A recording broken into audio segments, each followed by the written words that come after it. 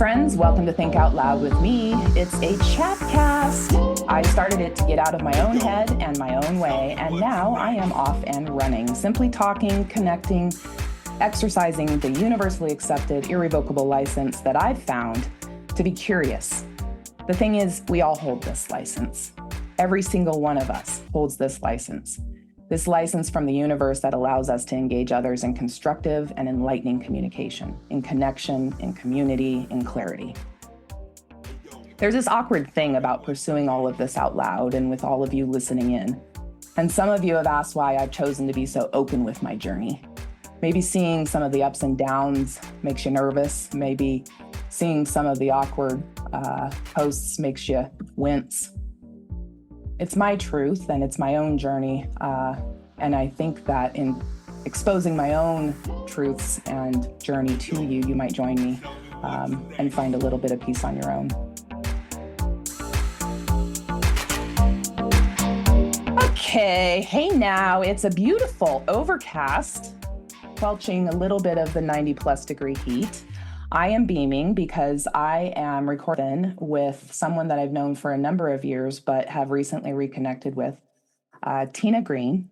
Mm-hmm. Tina Green is the self-love queen, and she is also a life coach, an author, a chef, a mother, and fierce advocate for women cultivating self-love and acceptance.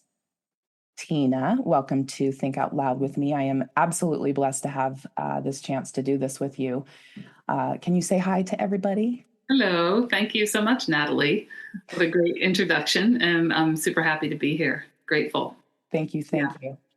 Let's just get to business. You and I have known each other. I'm trying to think the number of years that we've actually, I like 17, 18. Has it really been 17 years? Wow. And so for everyone listening, Tina and I were sisters-in-law. I think we stay sisters-in-law, right? We Right. stay sisters. It doesn't matter. So we have seen. You choose to stay sister-in-law. We choose, yeah. We had to choose this, interestingly, after some work on both of our parts, right? Mm-hmm. And so it's really cool to be able to come full circle with someone that I've known in another state of mind, Right. and to have the opportunity to really think, clearly out loud with you. So let's get to it. So a line in the sand becomes this new state of mind that we find ourselves in. And I'm wondering, you've had a personal journey, a beautiful journey, a beautiful awakening over the last many years. And I'd love, what happened? What happened, Tina? What happened? Oh my goodness. That's a big question. So almost exactly a year ago, I was, in this place of being really unhappy. And it kind of has been a cumulative effect over, many years, but the pandemic really brought it home, and so I had taken a leave of absence from my work because I have 2 teenage daughters, to, just really support my family during the pandemic and support their struggles of having to do school at home on a computer in a room by themselves all day. And then my husband was experiencing some pretty good depression.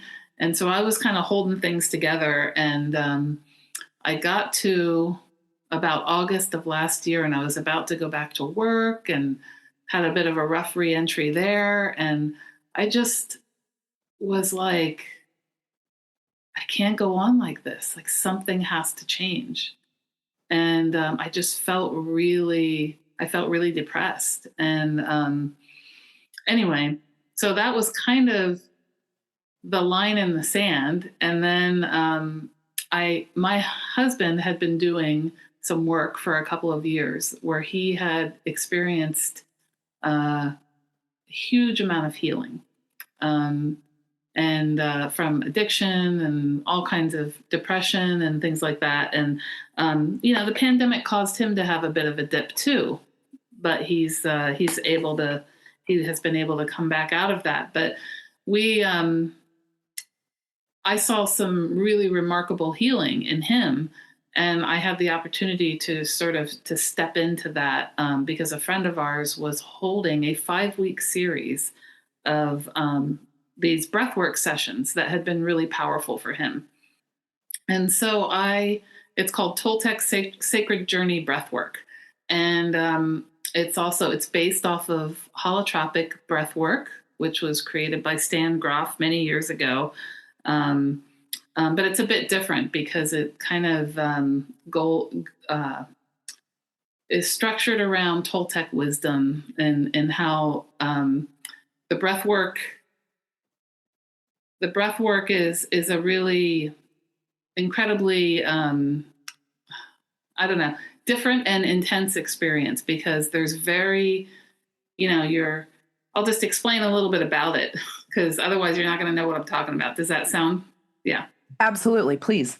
Yeah. So, you're kind of in a room with other people, lying on a mat with a blindfold on and a blanket over you and getting all cozy. And you're kind of led into a visualization. And then before you know it, there is really loud, evocative music playing. Music that's curated to take you on a journey. And that's where kind of the Toltec part comes in, because it takes you on a journey through your life in this breath work. And so your breathing is, deep circular breath for, and there's no stopping at the top, no stopping at the bottom. You're just breathing deeply. And that takes you into an altered state of consciousness. And the cool thing about this is there's no plant medicine involved, although the altered state of consciousness is similar to what can happen on plant medicine, but you have control. So your breath is your gas pedal, per se. And so the deeper and faster your breath is, the deeper your journey can be. And it's a breath that goes all the way down into your stomach rather than up in your chest, because you don't want to hyperventilate. But, what can happen is what needs to happen. What will happen is whatever needs to come up with you, for you, will come up. So for me, I started just, I have very visual journeys, and I started having visions of all the things in my life that I had, that were part of me that I had given up, when I had gotten married and had kids, and how it really became apparent. It was showing me kind of how I abandoned myself and in that process. And, and I just started seeing more and more insight into that. And, I started seeing how I carried shame really heavily around with me all the time. And so it was really like, wow, once a week for 5 weeks. And I every week I would get these little gold nuggets of information. So any questions about that or anything? I'm fascinated. No, Well, okay. I like, how much do you want to share? Yeah. Give an example of a nugget of information, if you're comfortable doing that. Yeah. Well, one example is like, I had a journey that was really interesting. Visually showed me like all the things that I used to love to do and that made my heart sing that I no longer do, And so it was really clear, like, oh, these are all the things that I gave up, all the pursuits that I gave up when I got married and had children. And so that was one of them. Others were, the source of shame that I was carrying. And some of them really pointed towards my religious upbringing, as that was a thing that I hadn't really fully acknowledged before. I don't know if I knew that about you. Yeah. So, but making connections for you through these visions that helped just really bring it to the forefront. Right. Exactly.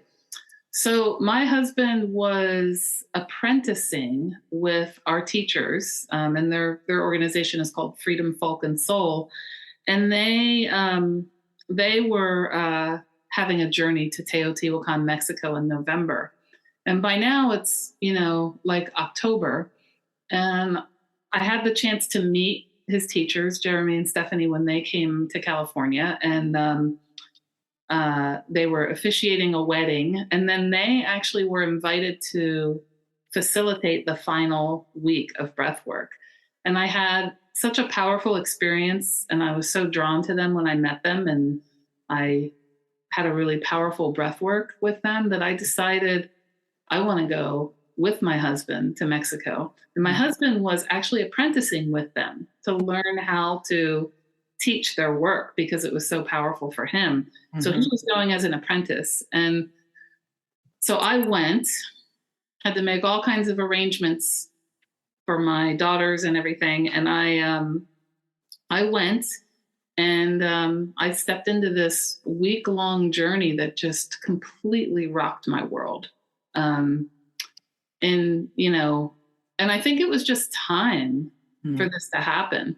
But for years and years and years, I've been kind of going to workshops and reading self-help books and dieting and being really hard on myself. And because one of the things that I carried really strongly with me was body shame. And so when I went down to Mexico, one of my intentions for the workshop was for the week, the retreat, I guess, more than a workshop. I really wanted to get rid of my body shame. I really wanted to I've worked on it for so many years and I can't seem to get over that hump. I made goals for myself. I tried all these different techniques to put myself first, but I couldn't make it happen. So I knew that there was underlying issues that I needed to get to that. Anyway, so over the course of the week, I just really relentlessly went for that. And, we did so much. Jeremy and Stephanie, our teachers are Jeremy Pager and Stephanie Urbina Jones are their names. And they are just master teachers around, really holding sacred ceremony and really bringing in spirituality and also facilitating this breath work. Mm-hmm. And so the way we went to Teotihuacan, Mexico, because there is the pyramids of Teotihuacan. And the pyramids there, it's a incredibly powerful sacred place, and it has been for thousands of years. And the pyramids there were originally laid out thousands of years ago so that people could take an initiation into their life. So there's actually a whole method. Teotihuacan is where man becomes God. When you really realize that you yourself are God. Mm-hmm. And so we did that. We did that whole initiation. We went to these sacred sites and we did ceremony and we really walked. They have something called the Avenue of the Dead, where we would walk down the Avenue of the Dead and each step of the way be contemplating different areas of our life, depending on what plaza we were walking through on that avenue. And it is so incredibly powerful, just to really be led into all these inquiries about my life, do it in such a sacred place in a really intentional way. And then it sort of brought everything up to the surface for me, right? And then we would come back and we'd do breath work and it would process. And I would, it's very somatic. I would actually let go of things. And so like, for example, in the breath work, you can get lots of different messages. I know it sounds kind of crazy, but it's real and it works. And It sounds beautiful. It really does. It sounds beautiful. so, at one point my teachers were teaching us that, like, whatever shame we're holding doesn't belong to us. Someone else gave that shame to us. Someone else gave the shame to us, whether it was, by saying something to us or treating us in a certain way or teaching us to be ashamed of something. Sometimes it's passed down just through generations. So I had the opportunity in one of my breath works. I had a tribunal of all of my ancestors standing in front of me, and I was able to, like, face them and give them back the shame that they had given me, all the shame about everything that's beautiful and powerful about being a woman. I felt shame about, and I gave it back to them, and they gladly took it and apologized for giving me that shame. And I came out of that breath work, like, with having healed. Not 100% healed, but, like, it was really healing and powerful to do that. So, these ceremonies are really, we also did ceremonies around, cutting the cords with our ancestors. We did ceremonies around setting intentions, of course, at the beginning. We did fire walking, we did sweat lodges. So we did, like, all these really powerful ancient ceremonies to really help us move past the things, release them from our bodies and move past those things that were holding me back. So at the end and everybody was working on their own stuff, and at the end of the week, I really walked away from that week truly loving myself and not feeling shame in my body anymore. And I felt a huge amount of freedom. And I continued to do a lot of work. And some of the stuff that was uncovered that week, my husband has struggled with addiction a bit, and it's kind of a theme in his family handed down over generations. So the work around that was me realizing that I had developed really codependent behaviors. And so really, after that week, continuing to take that on, I started going to Al-Anon meetings, and I really, read a few recommended books about codependence, and I really continued to do my own work, which once I experienced that freedom, I just was like, oh my God, I've never felt this way before. And I really wanted to continue to keep healing deeper and deeper into, more than body shame, but just shame in general, and kind of try to heal our marriage. And, there was just so much more. Yeah. After the week, but the week was really powerful in setting me on that healing path. It's what a beautiful story.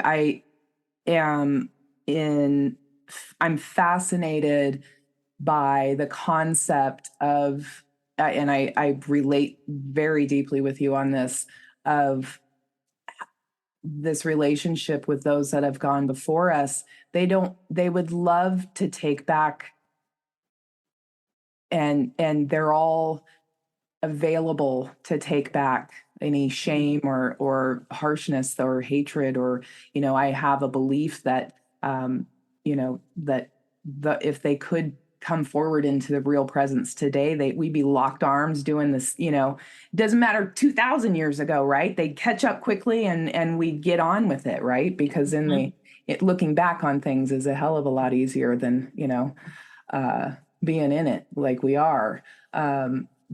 So that concept that we can pass on shame,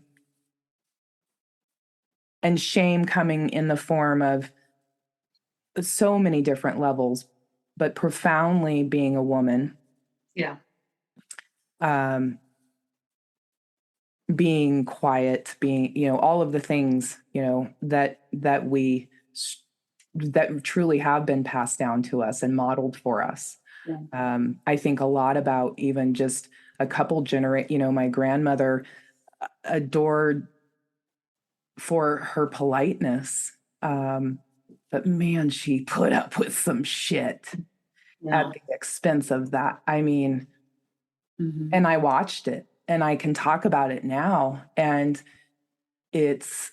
I know she hears me thinking out loud about it and she'd be like, yeah, I probably didn't need to be that polite. Screw the cucumber, sandwiches. Like, no, this isn't going to go this way. Right. Yeah. And so being able to stand up for her and Right. say, I gotcha, Mm-hmm. this is our chance to move forward without this kind of crap loading us up. Right. Yeah. What a So trip that go ahead. I was going to say, what a trip to be able to look at life in kind of this massive chapter, Mm-hmm. and to be able to start to process some, pretty heavy topics in our pasts, and it's a talking about ourselves almost in a third person, Right. about a person that we used to be. Right. And you talked about this codependency and what that looks like. I think you've also we were talking earlier, just the concept of people pleasing, and as a female, all generally, I'm generalizing, what that looks like. I want to get some edge around, I guess where I'm going with this is like, what did it look like? What did the past life look like? I know I can relate to you around the people pleasing because that's all I did my entire adult life. And I was drunk while I was doing it. So it's fun. It was a party. It's a people pleasing party. Right. Right. Right. Like, do you remember being a people pleaser, like really early in your, like as a little girl?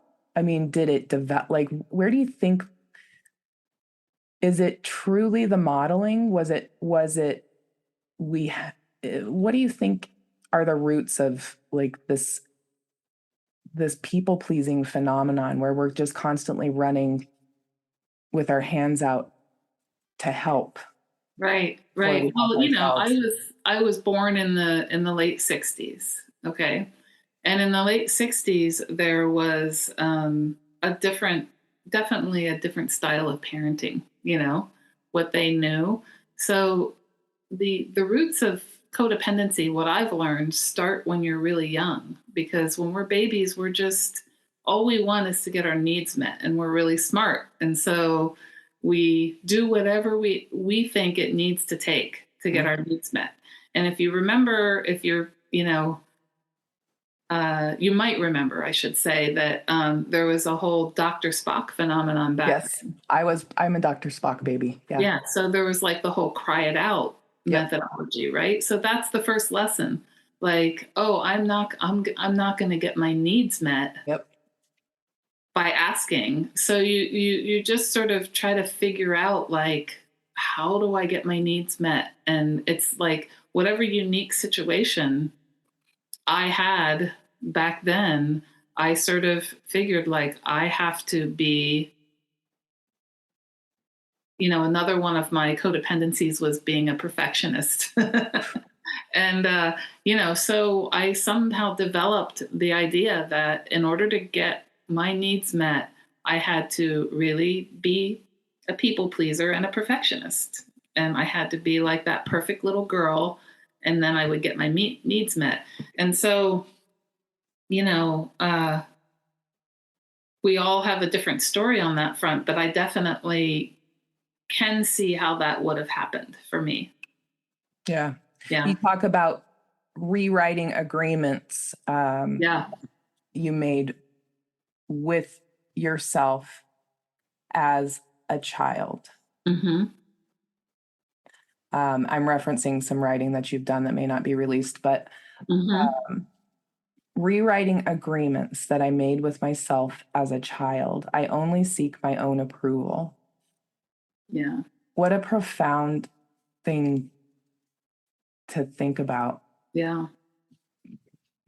because if you, I mean, I wonder when, this innocence of children, of each of us, we've got this essence at our core. We've got this essence that just at its very, well, I mean, we talk about the body keeping the score and generational trauma. I mean, from the moment of conception, right? There's stuff going on even before conception. But energetically, just the idea that before you've even hit the planet, you've got some impact going on. Right. But then Right. you start to create those agreements with yourself as a child about how you're going to survive before you even know what the concept of surviving really even is. Right.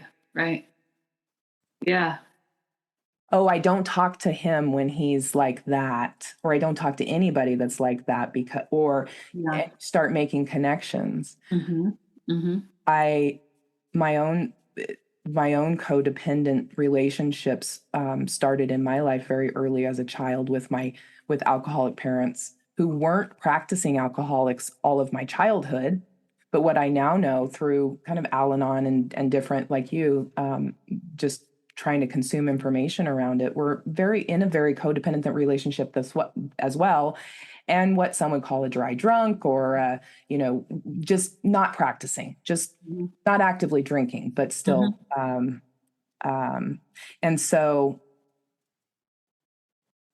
people pleasing and being the person who pleases best, it all gets better when Natalie or Tina shows up because they just take care of it. It all gets bad. It gets better when Natalie takes care of it. So let Mm-hmm. her do it. Let her do it.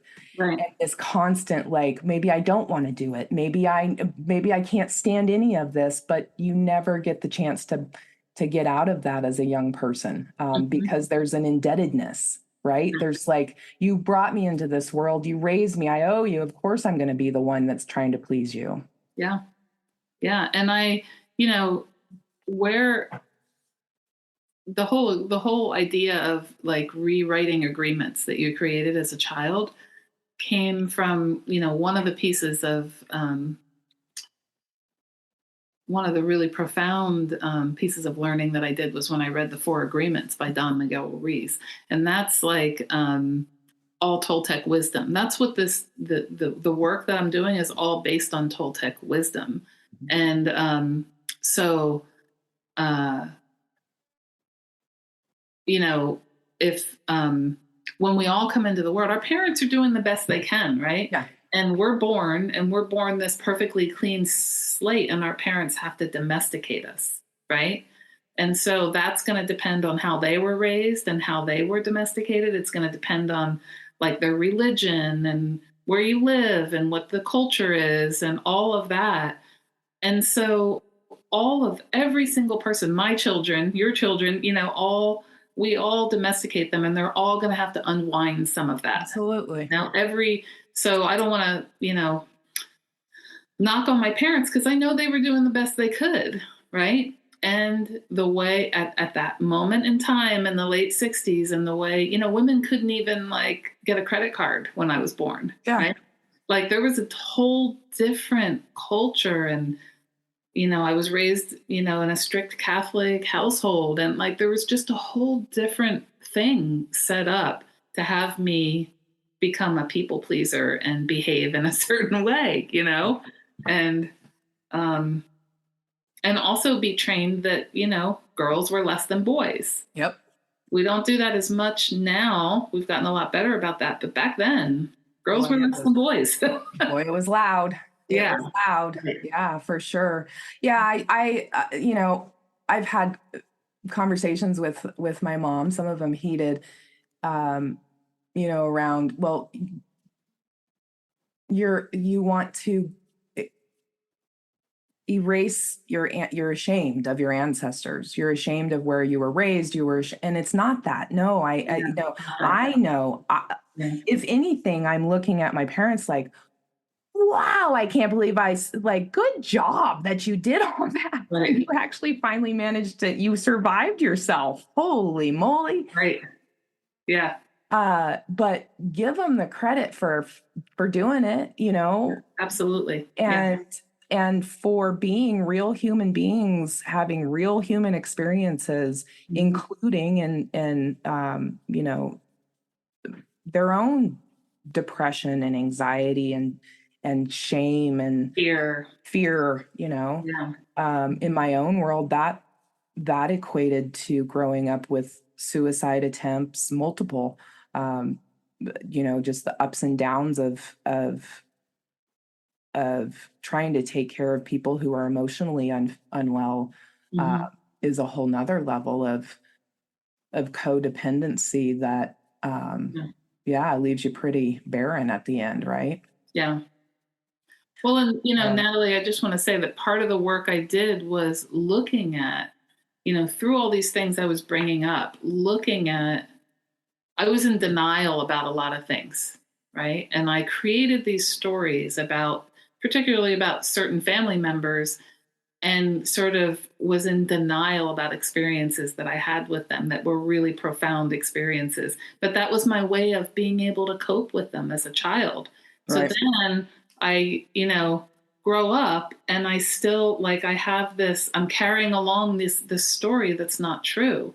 So once I stopped denying it, and I faced oh, this is where I made that agreement about my body or about men. That agreement helped me cope with whatever was going on back then, but now I don't need it anymore. It served me really well. Thank you so much. But now I don't need it anymore. And that's a big part of the work I did too, is really discovering things. I was a master of denial and minimization of things that happened to me, and just kind of painting a really pretty picture of things. And, that came out a lot as well in the work that I was doing. Oh shit. That thing that happened to me when I was 15 years old shaped my relationship with men for the rest of my life up until now, Yeah. So the denial part, do you really think, let's talk about the word denial. I'm dancing around this accountability and where we get to the place where we finally say, where we finally can think about and say, not in a harmful way to ourselves, because that's where internally, that's what I used to do, was harmfully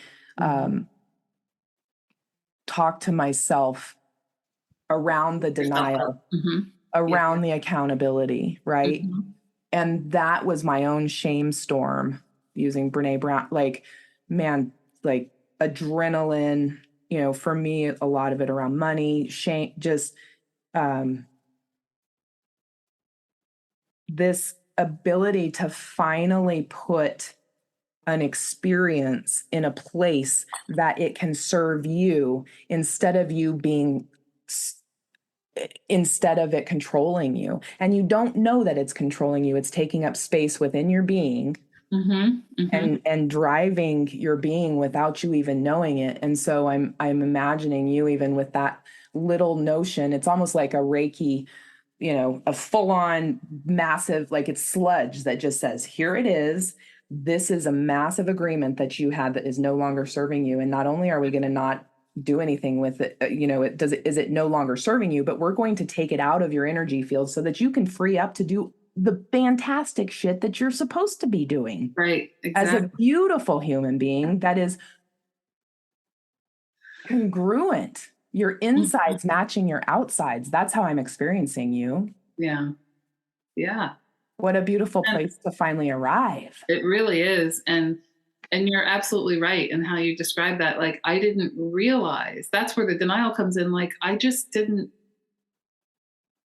didn't realize that I minimized things that had happened to me in my life. And I don't want to talk about them in detail because it's, they're really personal, but things that had happened to me, I minimized, oh, it wasn't that big of a deal. And I'm fine, whatever.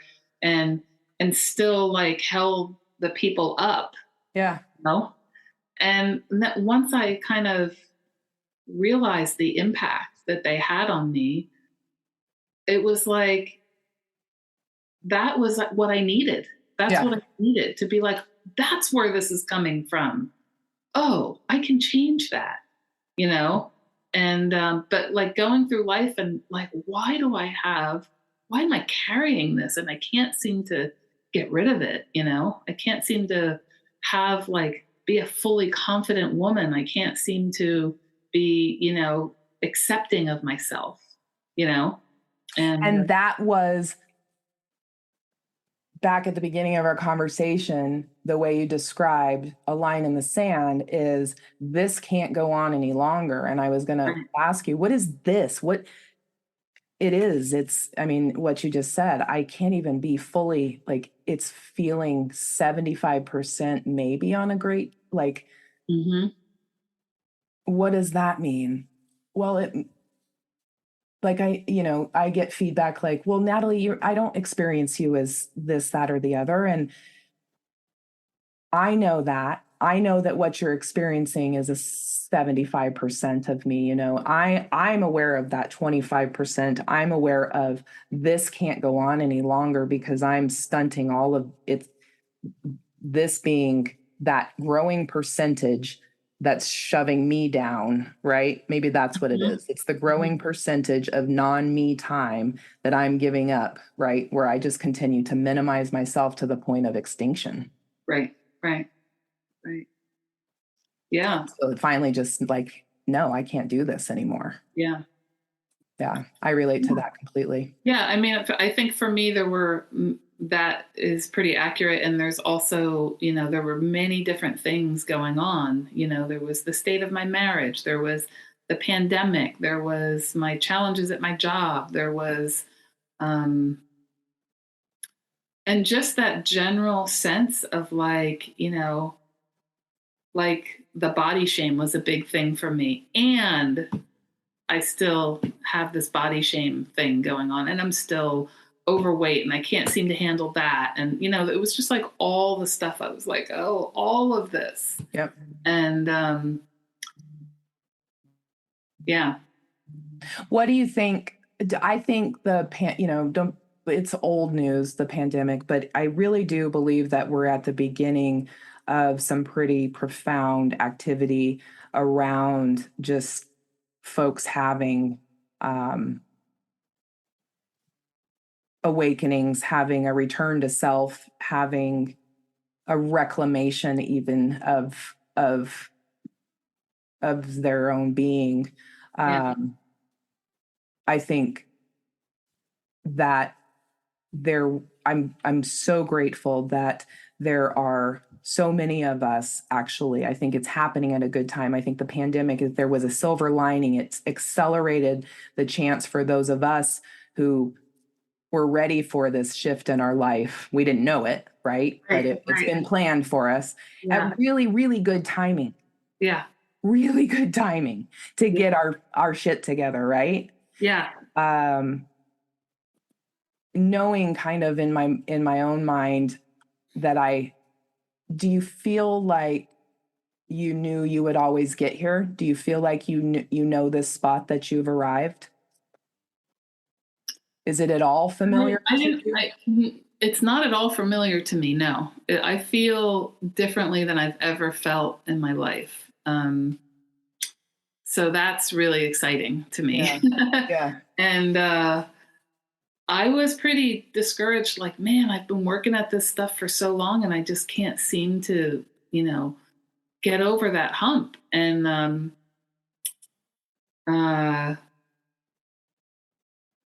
the writing is what the writing that you all did is what I want to dip into next, because you were able to create your journey through words, and you're now in a place where you're able to, through your own lived experience, which we all know I adore, touch other people's lives. I heard a metaphor the other day in a course I was taking, and it was that a person falls into a hole, and the first person walks up, second, the first person that comes upon the hole, and they look down and they say, oh no, it was a psychiatrist comes to the hole and sees that you've fallen down in the hole, and they say, oh no, what are you doing down in that hole? And well, I've fallen in and I can't figure out how to get out. Okay, well, how are you feeling? Like, can we talk about, your past, and like, are you set up for, success here? And can I write you a prescription for anything? And like, no, I'm in a hole. Like and so eventually this person comes along and they pull out, somehow have a ladder, crawl down in the hole and sit down.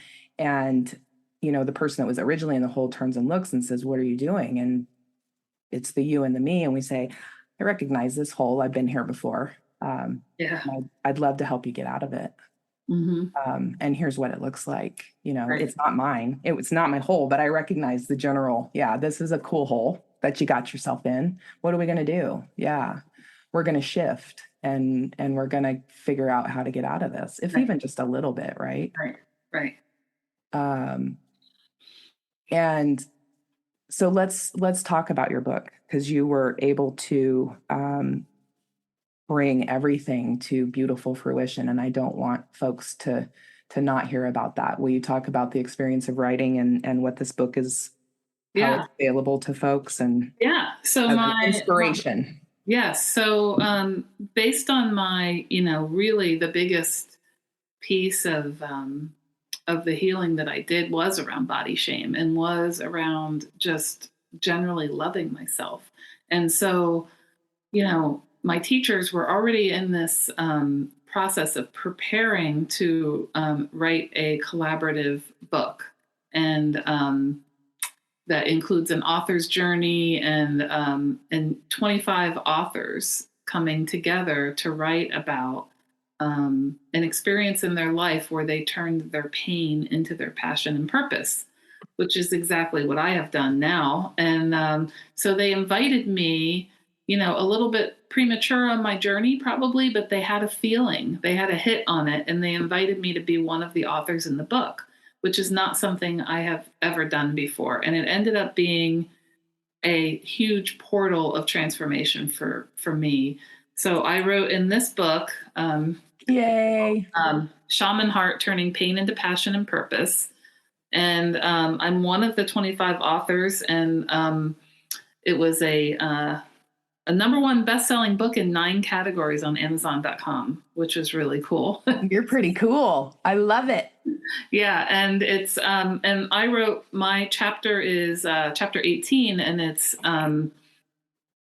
exposing the roots. That's where I got the name of my company. Yes. Exposing the roots of body shame, carving a path to self-love, acceptance, and freedom. And I told my story in more detail than I told you guys today of that process that I went through. And it's been a really so writing it was full of charge for me, because I was writing about things that people didn't know about me. Mm-hmm. I was writing about situations in my family that, were hard to write about. And I was going to put that out to the world.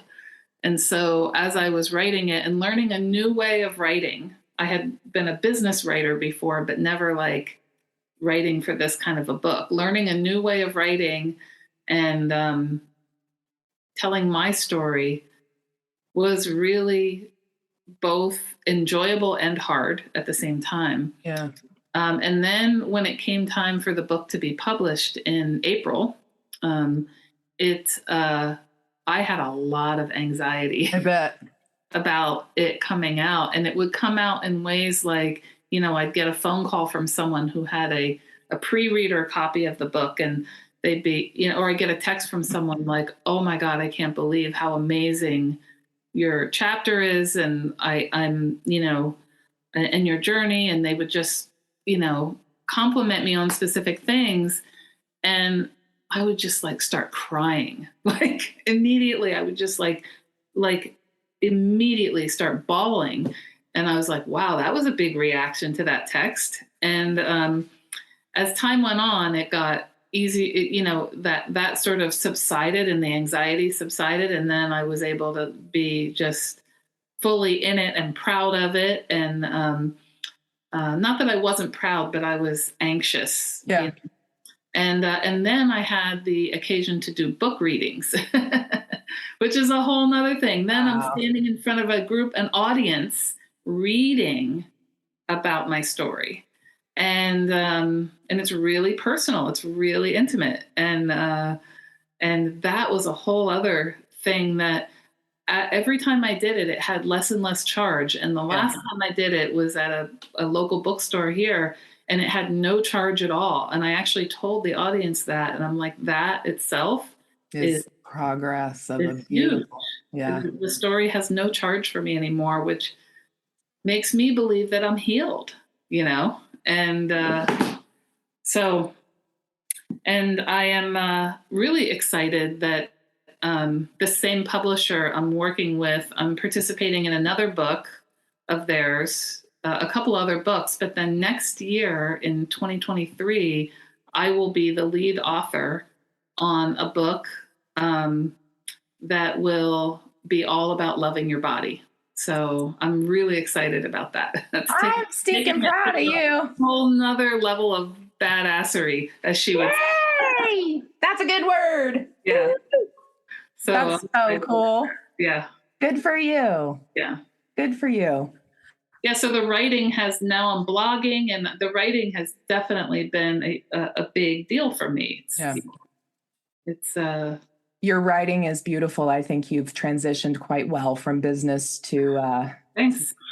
Writing from your heart, and I appreciate you. You've also got on medium.com, you've got Exposing the Roots blogs, and just beautifully written. And I love reading about it's cool to know a little bit about you just personally, but it's also I'm just proud of you. I really am. Thank you. So I want folks to know that we don't all get the chance to take massive trips to Mexico to have transformational experiences. And, the day to day, we think, well, this is what I've got to do. There's really no way out of this. This is what the grind is. I'd like to leave folks with the concept that you don't have to have some massive multi-week awakening. You can chip away at this. Yeah. You can nudge yourself in your own favor. You can relate to things like what we're talking about and maybe reach out, find a commonality that maybe your line in the sand looks awfully familiar to the one I dream about writing or putting into, you know what I mean? Like, wow, I think I could. So yeah, a chapter ahead, I like to say. And it's a beautiful thing to be able to get a chapter ahead and then have your hand out to bring the next person along. Right, exactly. Because when we heal ourselves, we open ourselves up to healing the rest of the world. Yes. Yeah. So I've entered into apprenticing with my teachers as well, because I really want to deeply learn how to bring people through that process from them. And so I'm doing that now. I love it. Yeah. And it's, one thing that people can do that I'm offering is if you're anywhere, women, yes, specifically women, I'm going to be offering a free, starting September 11th, a free monthly online self-love circle. So awesome. You can gather, and the topic is about self-love, and we're going to have a different topic every month and just share and be together and learn and,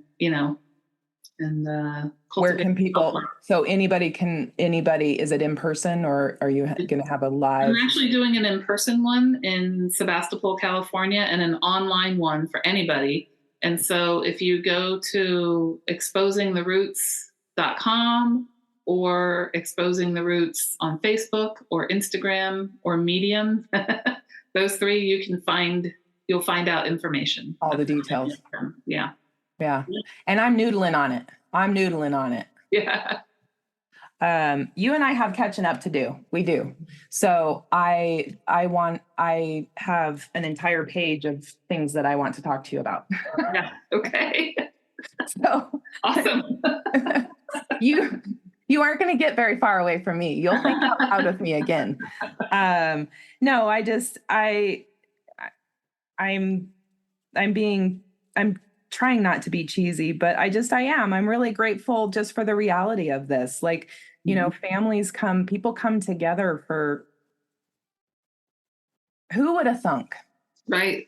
That's true. Who would have thunk, right? That's where I need to just leave it is, I'm feeling a lot of gratitude, to have shared some dysfunction with you, sat right beside you. Right. And owning my own part that, you and I probably don't need anybody else to listen in on that part. Right. Right. But I will tell you, I asked you if any of it feels familiar. I will tell you that for some reason, I've always known I'd get a chance to correct some things. Mm-hmm. I just had to keep fighting to get there. Yeah. Yeah. Some of it feels really familiar, like eerily so. Mm-hmm. Out of body, even. But no matter what, I'm really grateful that I've arrived and I've got the opportunity to think out loud with other people that are arriving themselves. So, and offering hope. I'm grateful that you reached out. Yeah. Me too. Mm-hmm. Thank you all for listening. This is just the start of a lot of things I've been thinking about. And as my days roll out, I get what I need. And I needed a connection with Tina Green. And I'm really glad that everybody's out there tuning into. I've got incredible people. I want to bring your husband on, Jason, my former brother-in-law, who I adore too. And I want to have you both on. And this Think Out Loud with Me mission is just leaving the station. So thank you for being here with me. And everybody needs to find Tina, exposingtheroots.com, online, on Facebook, on Instagram, on Medium. Her journey's beautiful, and I'm just really grateful to have you here today. Thank you, Tina. Thanks, Natalie.